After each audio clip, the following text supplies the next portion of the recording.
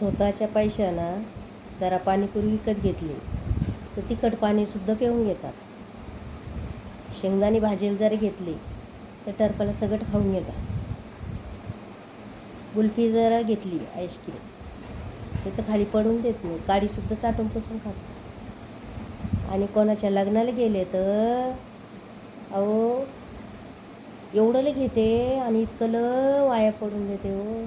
पण कधी लग्नाला गेले आज तो बाप किती वर्षापासून सनी मुलगी लहान असतापासून सनी सासून सनी आणि पंगत देतो आणि आपण जेवायला जातो जे आवडतं ते घेतो. एवढे पक्वानं असते, कोणाच्या लग्नात 5 पक्वानं, कोणाच्या 7, सगळे घ्यायचे राहते. अहो जे लागन ताटा जेवढं जाईन पोटात तर तेवढंच घ्या ताटात. अन्न वाया घालू नका. आपल्याकडून नाही झालं काही कोणाला मदत, पण ह्या अशा तरी निरांचं करू नका आणि नाव ठेवू नका. आपल्या एका दिवसाच्या पोटासाठी दुसऱ्याची बदनामी करू नका. मंडपच्या बाहेर निघला का काय दड भाजी, चांगलं पोट भरलं वायाला गेलं तर चांगलं म्हणायचं. आणि जरा कधी केडवाकडं असलं तर त्याला नाव ठेवलं की वाटायला येऊस तर घरी आलं दुसऱ्या दिवशी विसरून जायचं. पण त्याची बदनामी जागेवर नका करू. जे करतं त्याला माहीत असतं.